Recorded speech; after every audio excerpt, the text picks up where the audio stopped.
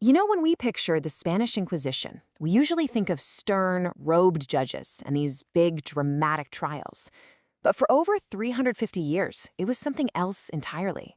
It was this massive system of social control that wormed its way into every single corner of society. And that brings up a really fascinating question. Right, this is the central mystery. The Inquisition, believe it or not, had a surprisingly small number of actual officials. Judges, theologians, the people running the show. So how on earth did this little group manage to keep millions of people in line for centuries? The answer? Well, it's as simple as it is terrifying. See, the Inquisition's real power didn't come from the top down. Nope. It came from the bottom up. It was all built on this huge, hidden network of informants, a kind of secret army living in every town and village. So, let's pull back the curtain and meet this secret army. They were called the Familiares, and they were literally the eyes and ears of the Holy Office. A familiar wasn't a priest or a monk. They were regular people, laypersons, your baker, your blacksmith, your neighbor.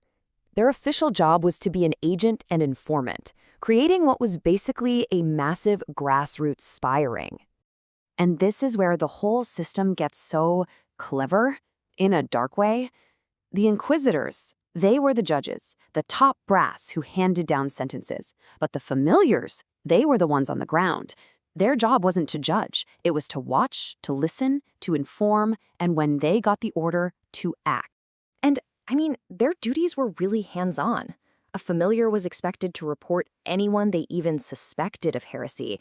They had to chase down fugitives, physically arrest the accused, and even serve as armed bodyguards for the inquisitors. They were the muscle of the operation. Okay, but this all begs a huge question, right? Why would anyone want this job? Why would you sign up to spy on your friends and neighbors? Well, it turns out the perks that came with the position were unbelievable. First off, becoming a familiar was a massive status symbol.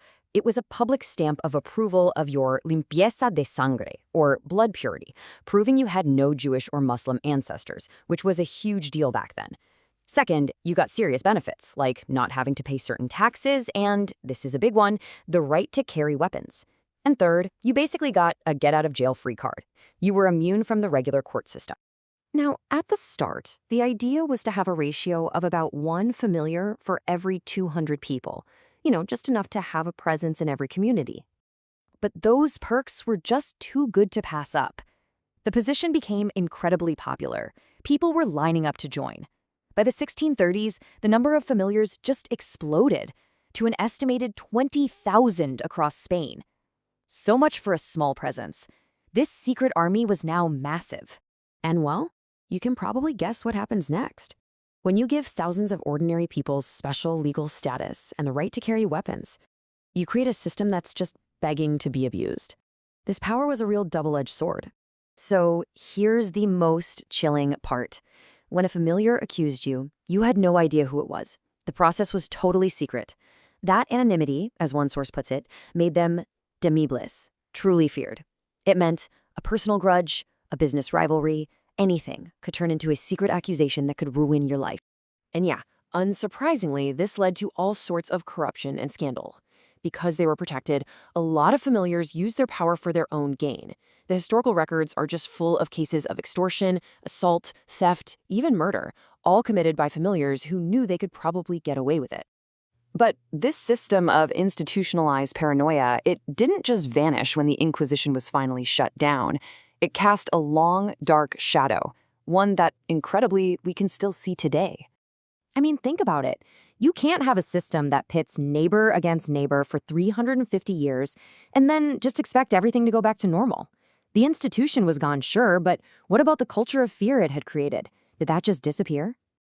Well, some amazing new research has found a shocking connection. This chart comes from a study in the Proceedings of the National Academy of Sciences, and it shows that Spanish towns that had high Inquisition activity hundreds of years ago have significantly lower levels of social trust today. And it's not just about trust either. Those same areas with a history of intense persecution also correlate with lower levels of education and weaker economies, even now in the 21st century. The echo of this history is measurable and just shockingly persistent. In fact, the economic hit is just stunning. The same study estimates that if Spain had never had the Inquisition, its annual national production today would be 4.1% higher. That is a massive, long-term economic wound that's still being felt. But maybe we shouldn't be so surprised, because this wasn't some unintended side effect. It was the whole point. As one of the Inquisition's own theorists wrote, the goal was explicitly to achieve the public good and put fear into others. Well, they definitely succeeded in putting fear into people. And it seems that fear has had consequences that have lasted for generations. And so it all leaves us with this one final thought. When you have an institution that spends centuries systematically tearing apart the fabric of a society, rewarding suspicion, making neighbors afraid of each other, how long does it actually take to heal? How long does it take for a society to learn how to trust itself again?